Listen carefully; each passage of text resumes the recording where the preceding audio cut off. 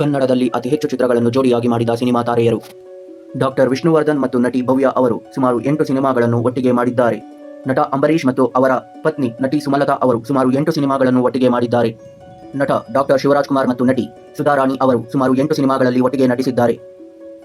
ನಟ ಶಂಕರ್ ನಾಗ್ ಮತ್ತು ನಟಿ ಭವ್ಯ ಅವರು ಸುಮಾರು 9 ಸಿನಿಮಾಗಳಲ್ಲಿ ಒಟ್ಟಿಗೆ ನಟಿಸಿದ್ದಾರೆ. ನಟ ಡಾಕ್ಟರ್ ಅಂಬರೀಶ್ ಮತ್ತು ನಟಿ ಅಂಬಿಕಾ ಅವರು ಸುಮಾರು 10 ಸಿನಿಮಾಗಳನ್ನು ಒಟ್ಟಿಗೆ ಮಾಡಿದ್ದಾರೆ.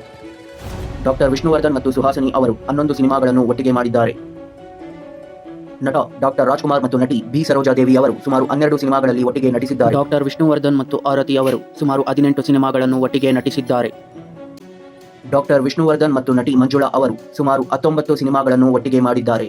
ಅನಂತ್ ನಾಗ್ ಮತ್ತು ಲಕ್ಷ್ಮಿ ಅವರು 25 ಚಿತ್ರಗಳನ್ನು ಒಟ್ಟಿಗೆ ನಟಿಸಿದ್ದಾರೆ. ಡಾಕ್ಟರ್ ರಾಜ್ಕುಮಾರ್ ಮತ್ತು ನಟಿ ಭಾರತಿ ಅವರು ಸುಮಾರು 28 ಸಿನಿಮಾಗಳಲ್ಲಿ ಒಟ್ಟಿಗೆ ನಟಿಸಿದ್ದಾರೆ. ನಟ ಡಾಕ್ಟರ್ ರಾಜ್ಕುಮಾರ್ ಮತ್ತು ನಟಿ ಜಯಂತಿ ಅವರು ಸುಮಾರು 40 ಸಿನಿಮಾಗಳಲ್ಲಿ ಒಟ್ಟಿಗೆ ನಟಿಸಿದ್ದಾರೆ. ನಟ ಶ್ರೀನಾಥ್ ಮತ್ತು ನಟಿ ಮಂಜುಳಾ ಅವರು ಸುಮಾರು 42 ಸಿನಿಮಾಗಳಲ್ಲಿ ಒಟ್ಟಿಗೆ ನಟಿಸಿದ್ದಾರೆ. ನಟ ಡಾಕ್ಟರ್ ರಾಜ್ಕುಮಾರ್ ಮತ್ತು ನಟಿ ಶ್ರೀ ಲೀಲಾವತಿ ಅವರು ಸುಮಾರು 46 ಸಿನಿಮಾಗಳಲ್ಲಿ ಒಟ್ಟಿಗೆ ನಟಿಸಿದ್ದಾರೆ. ನಿಮ್ಮ ನೆಚ್ಚಿನ ಜೋಡಿ ಯಾವುದೆಂದು ಕಮೆಂಟ್ ಮಾಡಿ.